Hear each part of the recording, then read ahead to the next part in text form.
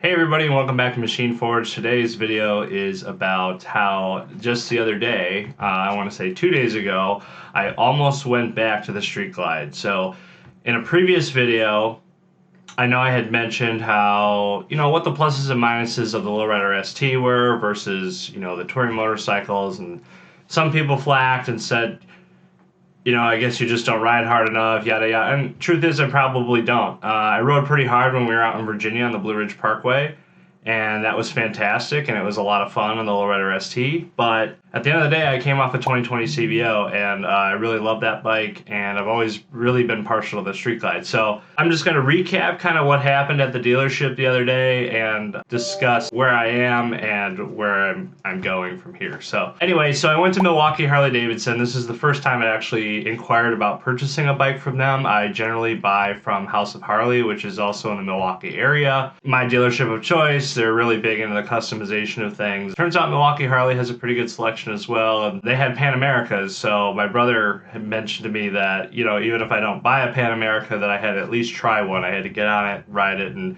see what it was all about. So I took the Lowrider ST up there, fully intended on pretty much trading it in. So rode it up there, got there, spoke to one of the salesmen. I had an appointment for 5 o'clock, and once we sat down and talked, I kind of just mentioned to him that, hey, I'm kind of looking at getting into a Pan America, and I know that the Pan America is different. I mean, everybody's talked about that, and of course it's a water-cooled motor, and it's an adventure bike, and it's all these things, but it's still a touring motorcycle at the end of the day, so I thought I'd give it a shot. So I did. I took it out for a test ride, and everything that you've been hearing, if you haven't ridden one yet, about the power is true. It is an extremely powerful motorcycle by Harley standards. So for you guys who are coming off BMW adventure ADV bikes or something like that maybe trumps the Pan America as far as power goes. I've heard a couple things like that.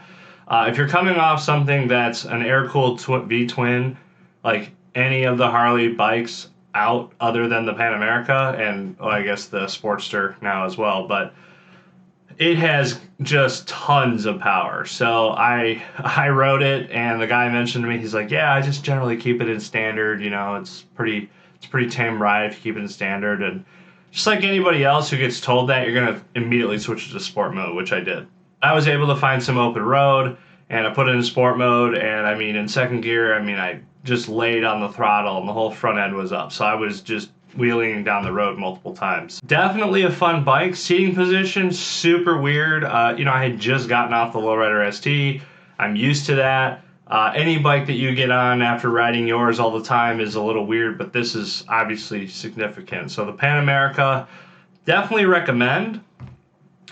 But for me, it's a second bike. It's not my primary go-to. And my brother and I talked about that a little bit. He just bought one. He really likes it. But again, it's a second bike kind of motorcycle more so than something that I want to ride all the time. So anyway, I moved on and I said, hey, now that I've taken the Pan America out, I basically mentioned all that to the salesman. I said, let me get on that 22 Street Glide Special. And I know everything about the Street Glide. I've owned Street Glides. I know how they ride. I know how they feel and how you control them and everything. So, and nothing's really changed for the 22 model year. So I got on one, just had to ride it, and as soon as I jumped on that 22 Street Glide Special, familiarity rushed back to me, and the bike felt like this is what I should be riding, right? So it felt to me like as soon as I got in the saddle of the Street Glide Special, that bike was home to me. That's the bike that when I first took a Harley-Davidson touring motorcycle out, that was the bike that I rode, and that was what I gravitated towards. The Road Glide obviously has a similar feel in a lot of ways, but the Street Glide has always just been my bread and butter. So I rode that and took it down the road, and I got on it. Of course, it's quiet, it's all stock and everything, but yeah, I just loved it. Just cranked the volume, just had a good time. Love sitting behind that fairing. It's a lot higher up than where my Lowrider ST fairing sits. So Street Glide's still in my court. That's still kind of, what I'm looking at. But anyway, once I got back to the dealer, we sat down and had a discussion. I told him about all the parts I'd put on it. And of course, anybody who knows or who has traded in motorcycles that have a bunch of modifications on them, dealers don't like to pay for those mods. They'll most certainly upcharge you when they turn around and sell the bike, like House of Harley has a Street Glide ST that has a bunch of mods on it that they're selling for like $36,000. And we were joking about it. I was joking with the salesman. I was like, well, I know you didn't pay for any of those. You know, you probably offered the guy like 26K.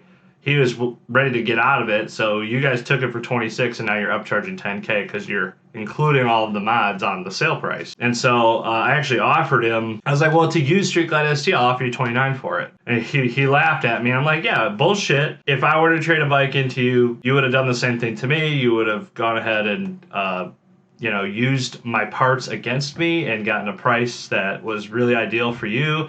And basically, I eat all the costs of all the new parts that you get. And then you turn around and you're like, look at this brand new Lowrider ST, and it's already got the audio, and it's already got, the sissy bar and all the seat and just tons of stuff that I put on that bike, right?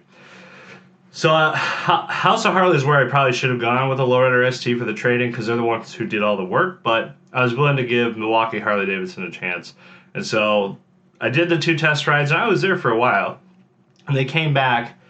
This is what they offered me. They offered me $20,000. 20K, that was it. So I was like, it's got the audio. That's a Harley product. It's got OEM grips on there, all installed, all that stuff. And all those things that if they were to install on a brand new bike that they would charge up front for. So I was like, that's where you're at? And there was no bargaining to be had. I was totally further up on the price than what they were offering me. So it was not really like even meet somewhere in the middle. It was like, you're offering me something that's so low.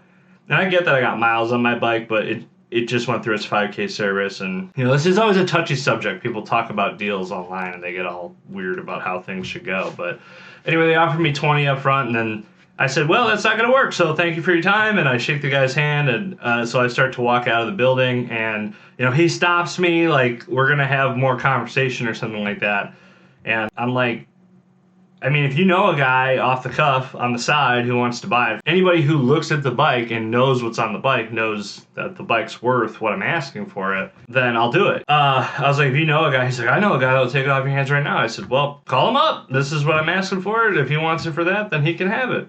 And ultimately, that didn't go anywhere. He was playing some sales tactic on me. So anyway, I peaced out.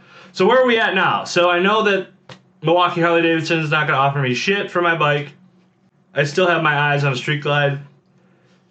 I'm still interested in getting back into a Street Glide, but to get a Street Glide, I don't plan on getting rid of the Lowrider ST. So I'm going to hold on to the Lowrider ST. I'm going to keep doing content on the Lowrider ST. I'm going to still do rides. I'll probably do rides next year on it. It's going to be a little while. I got to get it fully paid off before I go and buy a Street Glide. What I'm going to do now is we'll keep it. Maybe next year, late next year, or the year after that, I'm going to go out and buy another CVO. So hopefully they come out with some cool paint colors. We'll see. Harley's goes back and forth on that. They've released some pretty good ones the last few years. So I am excited to see what they come up with, and if they put in like a Revo motor, like that's the next thing. If they put a Revolution Max in a touring bike, that's what I'm gonna buy. So there's that as well. So I'm hoping we're like on the cusp of that happening. So it'd be really great if Harley made that switch. Anyway, I did not buy the Street Glide. I wasn't even close because we were so far apart on numbers. But even if I did, I was kind of looking at a Vivid Black one, and I'm just not that basic. And even my brother said that. My wife, she's like, yeah, you ain't gonna ride that around for but a year before you get bored of that color and you want to go buy another one. So that's where we at. Yeah, I love my Street Glide, but Lowrider's gonna hang around. We're gonna do some more mods to it, and then maybe a couple years down the road we'll get another CVO. So anyways, guys, thanks again for watching. Appreciate it. Have a good day.